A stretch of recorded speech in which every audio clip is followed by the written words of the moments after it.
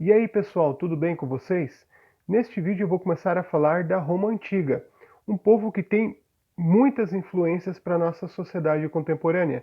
A gente pode falar, por exemplo, da religião. A maior parte das pessoas no Brasil são cristãos ou se consideram cristãos, e o cristianismo ele nasceu dentro do Império Romano. Aquela região que Jesus vivia no tempo dele era uma província do Império Romano.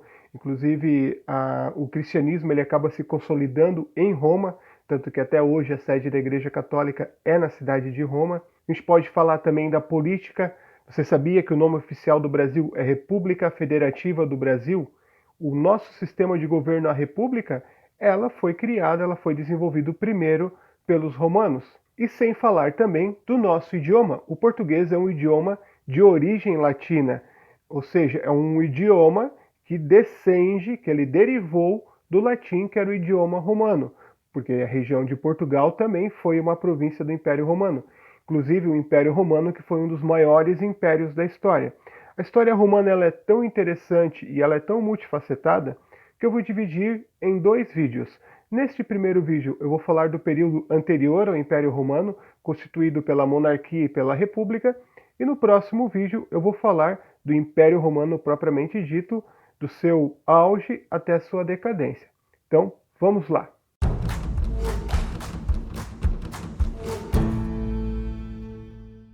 Quando falamos das origens de Roma, normalmente as pessoas recorrem àquela lenda de Rômulo e Remo, né, que Rômulo e Remo foram os fundadores de Roma por volta do século VII a.C., eles eram descendentes de Enéas e do deus Marte, o deus da guerra, que eles foram criados, ou melhor, que eles foram amamentados por uma loba e criados por camponeses e tal.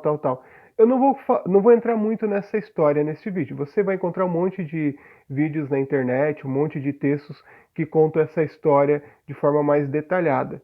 Mas eu vou falar neste vídeo do que provavelmente teria acontecido. De acordo com pesquisas arqueológicas e de acordo com vários estudos que já foram feitos ao longo da história, a região que hoje é Roma, ali existiam em torno de 7 aldeias de povos sabinos e latinos. Esses povos, essas aldeias, por volta do século VIII, século VII a.C., elas se uniram para enfrentar um grande adversário comum, que eram os etruscos, que era um povo que vivia ao norte do que hoje é Roma. Então, da união dessas aldeias que começaram a se fortificar, que teria surgido a cidade de Roma. Inclusive, o primeiro rei de Roma foi um rei etrusco. Não adiantou eles se unirem, eles acabaram sendo conquistados pelos etruscos e com a conquista dos etruscos se inicia o período da monarquia romana, que inicia mais ou menos pelo ano 753 a.C. e se estende até o ano 509 a.C. Neste período da monarquia romana, tem alguns acontecimentos importantes. Ocorre a unificação dos povos que viviam naquela região. Também durante o período da monarquia romana, que tem início a construção da cloaca máxima, que foi o primeiro sistema de esgoto da história, que inclusive continua em uso até hoje na cidade de Roma. Também é durante esse período da monarquia romana que Roma começa a receber artesãos, comerciantes, que vai dar origem provavelmente à classe social dos plebeus, mas eu já vou falar da divisão social da Roma Antiga. E é também neste período que há o início da expansão dos territórios romanos. Primeiro há a consolidação da cidade de Roma, e em seguida Roma começa a conquistar territórios vizinhos. Durante também a monarquia, há a formação da sociedade romana.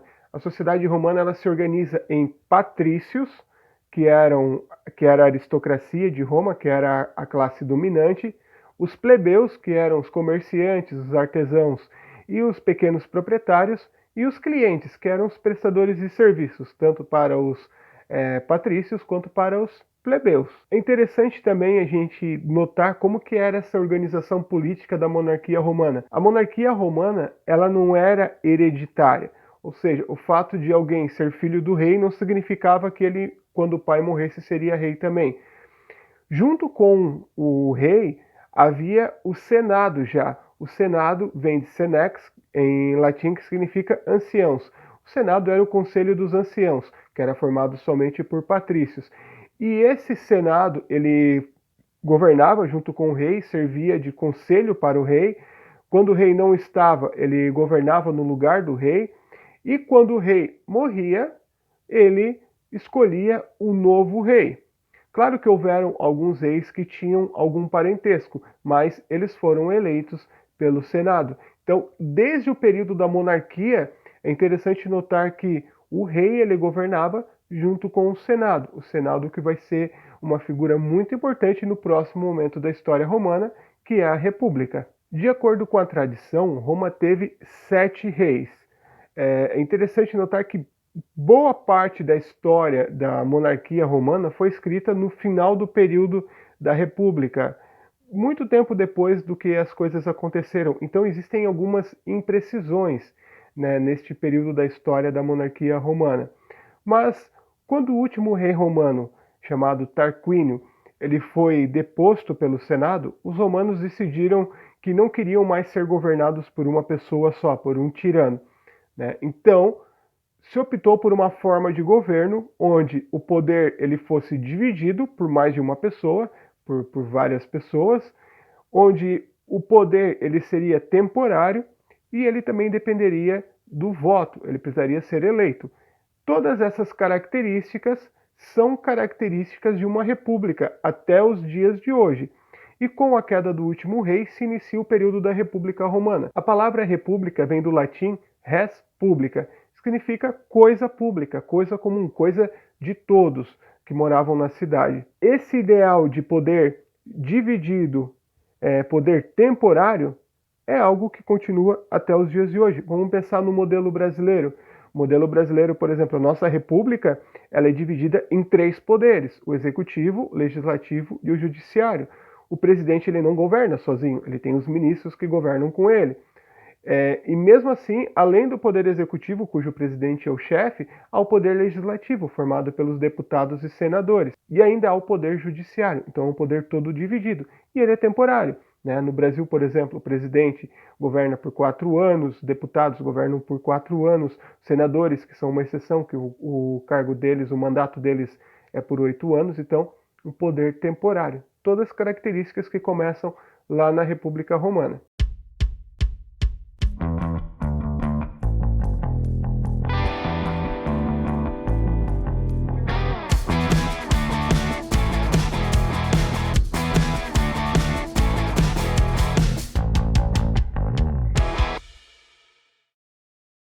Assim que esses conflitos entre patrícios e plebeus foram solucionados, começou uma expansão dos territórios romanos, mas uma expansão assim com mais energia, com mais afinco, né? Aquela expansão que já tinha começado na monarquia, com o apaziguamento entre patrícios e plebeus, ela ganhou força. Então, as operações militares, as operações de conquista romanas, elas foram cada vez mais aumentando com o passar do tempo, chegando ao ponto de, em 264 a.C., os romanos atravessarem o mar Mediterrâneo e irem conquistar a cidade de Cartago, que era uma cidade que tinha sido fundada pelos fenícios, e era uma cidade comercial muito importante, naquele momento histórico. Claro que foi uma guerra que durou muito tempo, durou mais de 100 anos, mas os romanos acabaram saindo vitoriosos, né, saíram vitoriosos daquilo que ficou conhecido como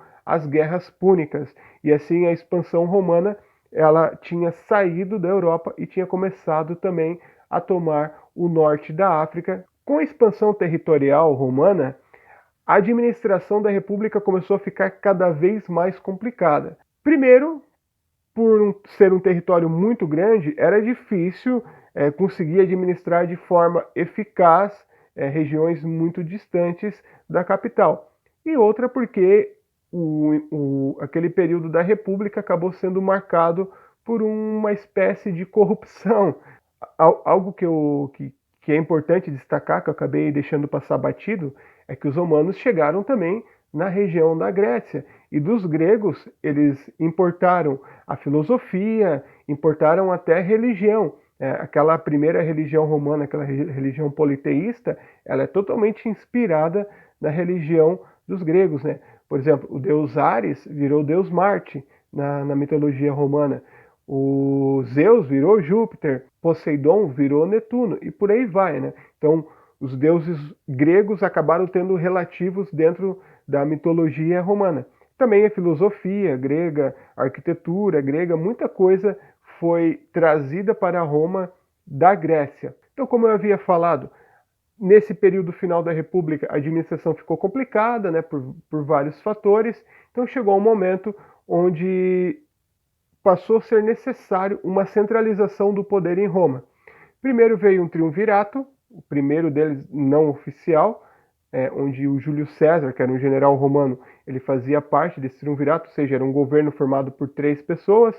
Depois veio um novo triunvirato, daí oficialmente, né, novamente o governo formado por 3 pessoas.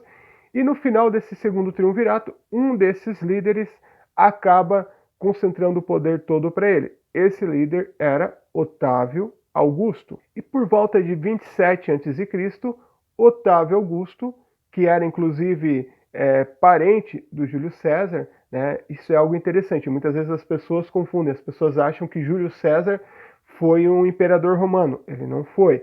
Ele fazia parte desse governo dividido ali, desse triunvirato. Ele era um general romano que governou, ele tinha muito poder em Roma, mas ainda não era imperador. O sobrinho dele, o Otávio Augusto, ele sim é um imperador. Inclusive, o próprio Júlio César adotou o Otávio Augusto ainda, né?